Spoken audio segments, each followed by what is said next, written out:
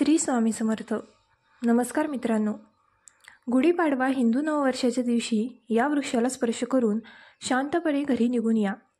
कंगालसुद्धा बनेल धनवान. इतका पैसा येईल की सांभाळता येणार नाही. जन्मोजन्मीची गरिबी दूर होईल. विश्वास नसल्यास प्रत्यक्ष करून बघा. नमस्कार मित्रांनो. स्वतः रावणाने सांगितले आहे की जर आपण योग्य वेळी योग्य मुहूर्तावर योग्य कृतीप्रमाणे गुढीपाडवा या नवीन वर्षाच्या दिवशी त्या वृक्षाला स्पर्श करून आलात तर आपली गरिबी, दुःख, त्रास सर्व काही नष्ट होईल. जन्मोजन्मीची गरिबी तात्काळ दूर होईल. आपले नशीब 7व्या आसमानी जाईल. जिथे जाल तिथे संपत्ती तुमच्या मागे येईल. तर मित्रांनो, तुम्हाला एक विनंती आहे की व्हिडिओ संपूर्ण पाहिल्यावरच तुम्हाला लाभ मिळू शकतो. त्यामुळे हा व्हिडिओ संपूर्ण पहा. जर तुम्ही हा व्हिडिओ मध्येच पाहिला किंवा तोडून पाहिलात तर नवीन वर्षामध्ये तुम्ही अनेक चांगल्या गोष्टींपासून वंचित राहाल आणि तुम्ही संपूर्ण वर्षभर त्या गोष्टीने त्रस्त असाल. मित्रांनो, या व्हिडिओमध्ये मी तुम्हाला अशी झाडे सांगणार आहे ज्यांना फक्त स्पर्श केल्याने तुमची गरिबी दूर होईल आणि माता लक्ष्मीची अशी कृपा तुमच्यावर होईल की नवीन वर्षात तुम्ही धनवान व्हाल. जर तुम्ही गुढीपाडव्याच्या दिवशी मी सांगत असलेली झाडं फक्त स्पर्श केली तर तुमची गरिबी दूर होईल. मित्रांनो, तुमच्या फायद्यासाठी हा व्हिडिओ पूर्ण पहा. तुमचं जीवन बदललं नाही तर मला सांगा. तर चला जाणून घेऊया की कोणती झाडं आहेत ज्यांना नवीन वर्षात स्पर्श करून यावे लागते. पण त्याआधी जर तुम्ही चॅनलवरती नवीन असाल तर सबस्क्राईब करून व्हिडिओला एक लाईक नक्की करा आणि कमेंटमध्ये जय माता लक्ष्मी नक्की लिहा. मित्रांनो, हिंदू संस्कृतीमध्ये अनेक प्रकारच्या पौराणिक मान्यतांना महत्त्व दिलं गेलं आहे. अनेक अशा झाडाझुडपांना देववृक्ष म्हटलं गेलं आहे आणि ते अत्यंत शुभ मानले गेलेले आहे. निसर्गात असलेली अशी अनेक झाडझुडपं आहेत जे आपल्या जीवनात चालू असलेल्या अडचणी दूर करतात. विशेष गोष्ट अशी की झाडाझुडपांची केवळ लोक पूजा करत नाहीत तर औषधं म्हणूनही त्यांचा वापर करतात आणि अनेक प्रकारच्या आजारांवर उपचार करतात. आणि वेदपुराणांमध्ये सुद्धा अनेक प्रकारच्या झाडाझुडपांचा उल्लेख आहे. मित्रांनो, आपल्या हिंदू धर्मात देवी माता राणीचे अनेक स्वरूप मानले गेले आहे, ज्यामध्ये वृक्षांना देखील देवीचे स्वरूप म्हटलं गेलं आहे. तर आज मी तुम्हाला अशा वृक्षाबद्दल सांगणार आहे ज्यांना गुढीपाडवा हिंदू नववर्षाच्या दिवशी स्पर्श करणे अत्यंत शुभकारक मानले गेले आहे. नवीन वर्षात यांना स्पर्श केल्याने शत्रुदोष, कर्जदोष, गरिबी दोष सगळं काही समाप्त होईल. नवीन वर्ष गुढीपाडव्याच्या पावन सणात काही असे वृक्ष आहेत जे देववृक्ष म्हटले गेले आहेत. देवी वृक्षसुद्धा म्हटले गेले आहेत. हे देवीचे स्वरूप असतात आणि आपल्या धर्मात झाडाझुडपांना देवी देवता म्हणून मानून आपण त्यांची पूजा करतो आणि आपल्याला पूजा नक्कीच करायला हवी. विज्ञान देखील म्हणतात की झाडे झुडपे माणसांना फुकट प्राणवायू पुरवतात. झाडझुडपं आपल्याला ऑक्सिजन देतात आणि आपल्याकडील कार्बन डायऑक्साईड ग्रहण करून सर्व प्रकारच्या नकारात्मक गोष्टी ते स्वतःमध्ये शोषून घेतात आणि आपल्याला तेज प्रदान करतात. झाडझुडपं स्वतः तीव्र उन्हात तापतात पण माणसांना शीतल सावली देतात. आणि नवीन कार्याच्या वेळी काही अशी झाडझुडपं आपल्या धर्मशास्त्रात सांगितलेले आहे ज्यांना फक्त स्पर्श केल्याने व्यक्तीचे बंद नशीब उघडतं, व्यक्तीचे सौभाग्य चमकू लागतं.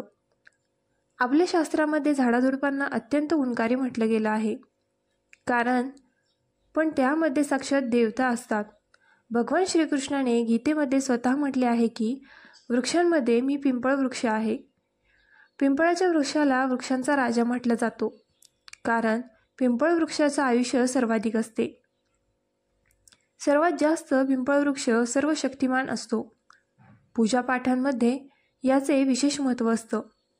आपल्या धर्मशास्त्रांमध्ये अनेक असे वृक्ष आहेत जे कल्याणकारी असतात, मंगलकारी असतात. जर या वृक्षाला तुम्ही स्पर्श केला तर तुमच्या सर्व प्रकारच्या अडचणी, सर्व प्रकारचे कष्ट हे सर्व समाप्त होतात. विशेषतः गुढीपाडवा हिंदू नववर्षाच्या दिवशी याचा प्रभाव अनेक लाख पटीने जास्त असतो कारण यावेळी जे अचेतन असतं ते देखील चेतनायुक्त होतो. म्हणजे यावेळी शक्ती आपल्या पृथ्वीलोकात उतरत आहे. म्हणून जितकी झाडझुडपं आहेत, जीवजंतू आहेत, सर्व प्रकारच्या गोष्टी, या सगळ्यांमध्ये प्राण येतो. सर्वांमध्ये शक्ती निहित होते, जागृत होते.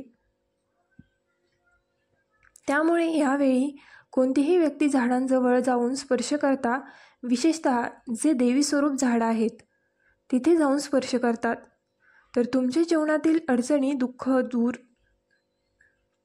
वेदना, कष्ट, आजार, व्याधी, भांडणे, जीवनातील मोठमोठ्या समस्या सर्व समाप्त होतात. काल सर्पदोष, मंगलदोष आणि शनिदोष, राहुदोष लगेचच आपला प्रभाव दाखवतात आणि सर्व दोष नाहीसे होतात. मी ज्या वृक्षांबद्दल सांगत आहे ते सगळे वृक्ष तुम्हाला तुमच्या घराच्या आसपास सहज मिळतील. मित्रांनो, व्हिडिओमध्ये पुढील माहिती पाहण्यापूर्वी जर तुम्ही अजूनही कमेंटमध्ये जय माता लक्ष्मी लिहिलं नसेल तर जय माता लक्ष्मी नक्की लिहा. मित्रांनो, जेव्हा तुम्ही कमेंटमध्ये जय माता लक्ष्मी लिहिता तेव्हा आम्हाला खूप छान वाटतं आणि तुम्ही आमच्या व्हिडिओला लाईक करता तेव्हा आम्हाला प्रोत्साहन मिळतो, ज्यामुळे आम्ही आणखीन चांगली माहिती घेऊन तुमच्या पुढे येतो. असे कोणते 3 वृक्ष आहेत त्यांना आपण नवीन वर्षाच्या दिवशी स्पर्श करून यायला हवं? एक विशेष गोष्ट सर्व मित्रांना मी सांगू इच्छिते की हिंदू नववर्षात जितकं शक्य असेल तितकी देववृक्षांची पूजा अवश्य करा. चला मी तुम्हाला सांगते की कोणत्या वृक्षांना स्पर्श केल्याने आपली गरिबी नाहीशी होते. नंबर 1, पहिला वृक्ष जो वृक्ष आहे तो म्हणजे बेलाचा वृक्ष. जो बेलाचा वृक्ष आहे तो माता पार्वतीच्या घामापासून उत्पन्न झालेला आहे. स्कंद पुराणानुसार जी माता लक्ष्मी पार्वती आहे त्या देवी स्वरूप आहेत, म्हणजेच त्या नवदुर्गेच्या स्वरूपात आहेत. तर स्कंद पुराणांमध्ये म्हटले गेले आहे की जो बेलाचा वृक्ष आहे तो माता पार्वतीच्या घामांपासून उत्पन्न झालेला आहे. त्यांच्या फांदीत पार्वती मुळात, ब्रह्मा खोडात, विष्णू आणि संपूर्ण भागांमध्ये भगवान शंकरांचा वास करतात. संध्याकाळच्या वेळी शिवमंदिराजवळ किंवा नवदुर्गा मंदिराजवळ असलेल्या बेलवृक्षाखाली तुपाचा दिवा लावल्याने व्यक्ती धनवान, गुणवान आणि पराक्रमी बनते. व्यक्तीच्या सर्व प्रकारच्या मनोकामनाची पूर्ती होते. मित्रांनो, मी ज्या दुसऱ्या वनस्पतीबद्दल सांगत आहे ती म्हणजे शमीचं वृक्ष. शमीच्या वृक्षाला जगदंबेचं स्वरूप मानलं जातं. जे शमीचे वृक्ष आहे ते स्वतः जगदंबेचे स्वरूप आहेत. यावर स्वतः माता जगदंबा साक्षात वास करत असतात आणि कोणीही व्यक्ती जर संध्याकाळच्या वेळी गुढीपाडवा या नवीन वर्षाच्या दिवशी त्याच्या खाली तुपाचा दिवा लावते, धूप दाखवते, तर त्याच्या सर्व प्रकारच्या अडचणी दूर होतात. शमीच्या मुळात शेंदूर घातल्याने व्यक्तीला आरोग्याची प्राप्ती होते. जे लोक दीर्घ आजारी आहेत अशा व्यक्तीच्या घरातील सदस्य जे त्यांच्या शरीरात 7 वेळा सिंदूर फिरवून शमीच्या मुळाशी अर्पण करू शकतात, ज्यामुळे त्यांचे रोग लवकर बरे होतील. किंवा जे लोक निरोगी राहू इच्छितात तर त्यांची शमीच्या मुळात सिंदूर नक्की टाका. मनोकामना पूर्ती करण्यासाठी मी एक मंत्र सांगत आहे. हा मंत्र बोलताना शमीच्या वृक्षाला स्पर्श करायचा आहे. तुम्ही लगेच नवीन वर्षाच्या वेळी याचा परिणाम पहा. तुमची जी मनोकामना आहे तिची पूर्ती होईल. तुमची जी काही दरिद्रता आहे तर ती समाप्त होईल. मित्रांनो, 3ऱ्या क्रमांकावर जो वृक्ष आहे त्या वृक्षाला सुद्धा देव व वृक्ष म्हणतात. जो 3रा वृक्ष आहे तो म्हणजे परिजातक वृक्ष. परिजात वृक्ष समुद्रमंथनातून उत्पन्न झालेला होता आणि ते देवराज इंद्रांच्या नंदनवनात स्थापित करण्यात आला होता. परिजात वृक्ष भगवान श्रीकृष्णाने मानव कल्याणासाठी पृथ्वी लोकावर आणला होता. जो परिजात वृक्ष आहे त्यालाही लक्ष्मीचे स्वरूप मानले गेले आहे, कारण माता लक्ष्मीसुद्धा समुद्रमंथनातून उत्पन्न झाले आहे. म्हणून हा वृक्ष माता लक्ष्मीची बहीण म्हणून ओळखला जातो. तर असं म्हटलं जातं की कोणीही मनुष्य त्याच्या शरीरात कितीही थकवा असो, कितीही वेदना असो व त्याच्या काळात जर तुमच्या शरीरात थकवा वेदना आहे तर परिजात वृक्षाला संध्याकाळी स्पर्श करून नक्की या. तुम्हाला हवा असेल तर गुढीपाडव्याच्या दिवशी कोणत्याही वेळी जेव्हा तुम्हाला वेळ मिळेल त्यावेळी जाऊन त्या वृक्षाला स्पर्श करू शकता. या वृक्षाच्या खाली जर नवीन वर्षात तुपाचा दिवा लावला तर त्याच्या मुळात चिमूटभर सिंदूर टाकला गेला तर सर्व प्रकारच्या मनोकामनांची पूर्तता होते.